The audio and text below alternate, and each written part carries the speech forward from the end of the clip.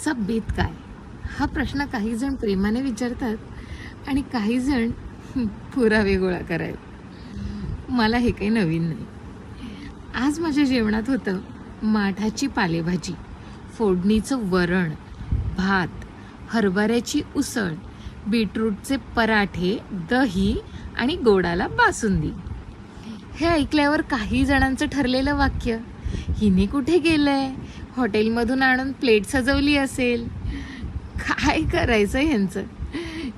कारण 23 वर्षाचा संसार, स्वयंपाकघर आणि घरातल्या माणसांच्या आवडीनिवडी जपत जपत मी हा प्रवास केला आहे. ज्यांनी स्वतः डाळ भाताच्या पुढे फारसं काही केलं नाही त्यांना प्रत्येक पदार्थ हा हॉटेलमधून आलेलाच वाटतो. पण काही हरकत नाही. माझ्या हातच्या जेवणाची पावती हॉटेलकडे नाही, ती माझ्या कुटुंबाच्या समाधानात आहे आणि रिकामी झालेल्या ताटात आहे. आणि हो, प्रेमाने बनवलेलं जेवण आणि हॉटेलचं जेवण यातील फरक ओळखायला जीभ लागते, मत्सर नाही. चला सांगा, तुमच्या घरी आज जेवणाचा बेत काय आहे? कमेंट करा आणि नक्की सांगा. आणि व्हिडिओ आवडला तर लाईक, शेअर आणि सबस्क्राईब करायला विसरू नका. बाय.